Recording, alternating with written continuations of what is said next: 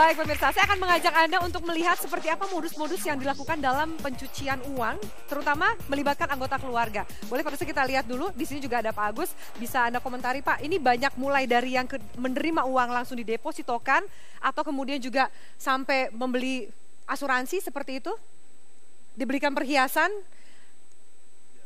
Bagaimana kemudian PPATK bisa melacak ini Pak? Ini kan sudah banyak menjadi aset kan dengan atas nama keluarga ataupun bahkan orang lain, ajudan, supir, macam-macam.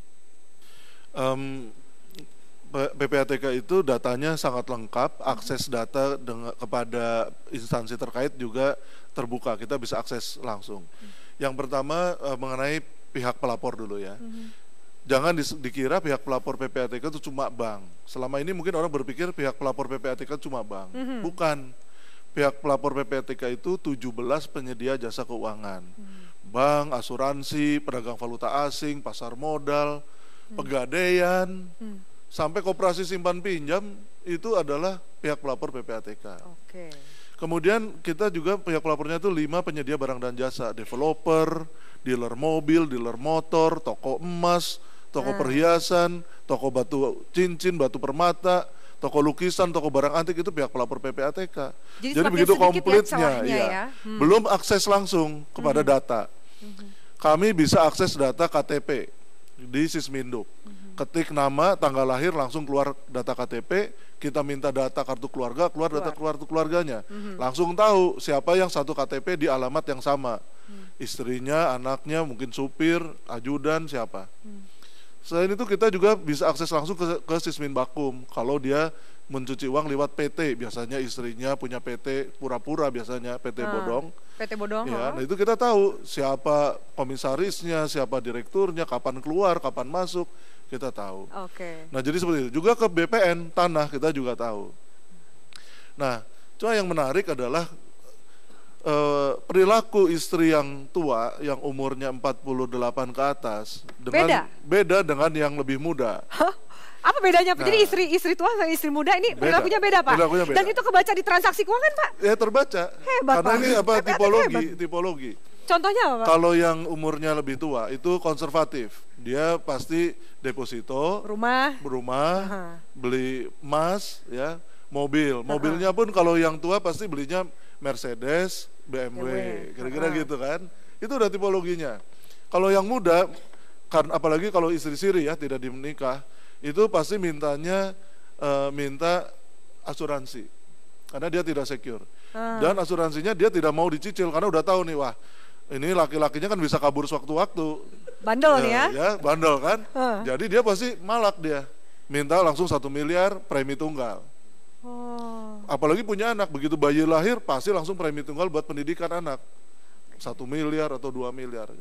Sehingga tadi maka itu datanya adalah ibu rumah tangga kok bisa bayar premi tunggal 1 miliar, 2 miliar.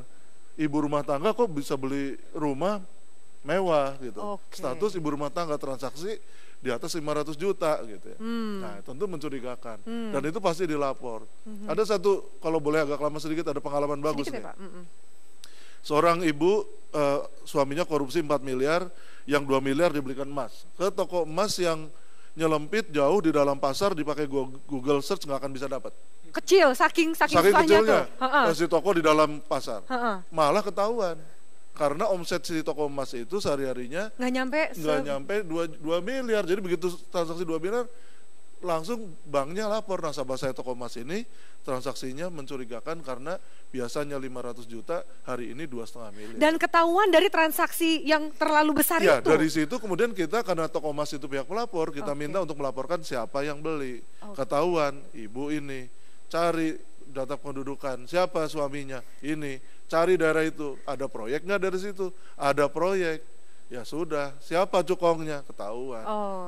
Nggak bisa lari ya. Baik, saya ke Tama.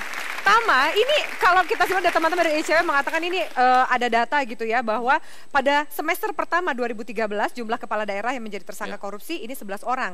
Tapi di semester pertama 2014 malah naik 22 kali lipat menjadi 25 orang. Kalau misalnya kita gabungkan dari sejumlah keterangan nih para narasumber, apa yang terjadi kok malah kemudian naik ketika PPATK, KPK dan juga penegak hukum lainnya makin galak? Sebetulnya kalau pertanyaannya itu kan kemana-mana ya, karena bicara soal bagaimana pendanaan partai politik, bagaimana kemudian keinginan untuk mengembalikan uang yang sudah dia gunakan buat politik, yang kemudian itu nggak mungkin dilakukan dengan cara-cara yang normal. Artinya dia akan menggunakan cara-cara yang tidak normal, yang kita sebut dengan korupsi tadi. Nah, korupsi ini kan kemudian sekarang sudah makin canggih.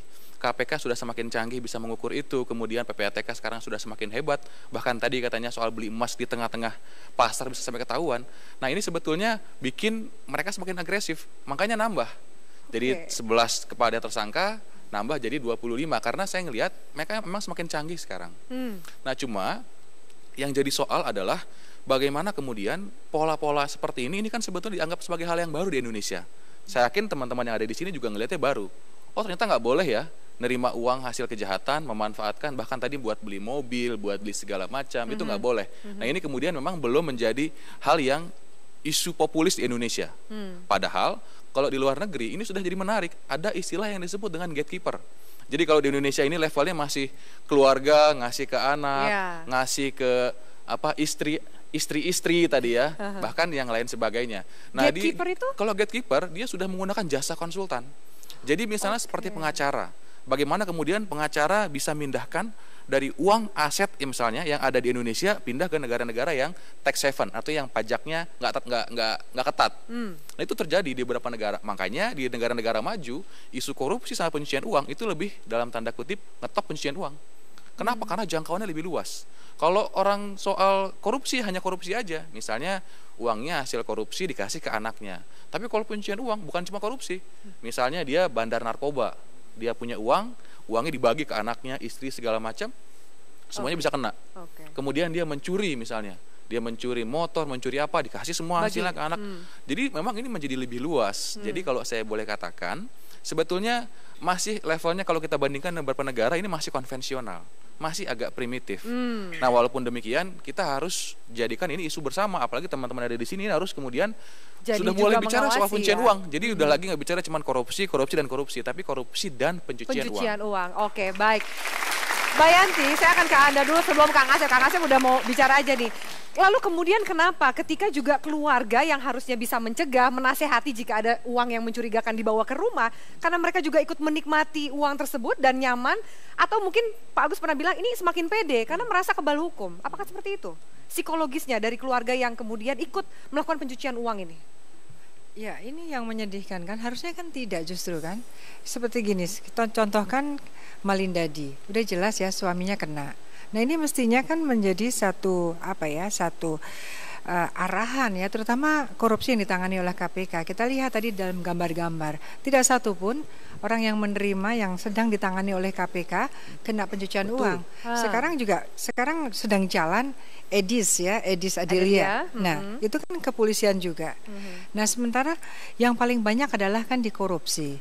Apalagi UN Convention Anti Corruption itu kan sudah jelas bahwa tolak korupsi sejak di keluarga. Ini kok malah menerima gitu kan. Dan anehnya lagi kenapa KPK tidak berani menyentuh atau belum mau menyentuh pada orang-orang yang menerima. Sepanjang penegak hukum memberikan celah bahwa penerima-penerima itu tidak tersentuh dengan pencucian uang, pasti itu menjadi modus mereka. Sudah pasti.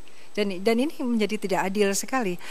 Kita harus berpikir bahwa uang korupsi itu adalah uang rakyat, uang negara, uang orang-orang yang miskin sebetulnya, agar mereka ketika mereka tidak punya, mereka ke rumah sakit bisa selamat, mereka tidak jadi anak jalanan, mereka lebih sejahtera. Tetapi ternyata uang-uang ini malah dinikmati secara tidak sah oleh orang-orang yang notabene dekat dengan para koruptor tersebut. Dan bukan hak mereka itu. Dan bukan hak mereka, oleh karenanya mereka itu harus dikenai jeratan hukum ini.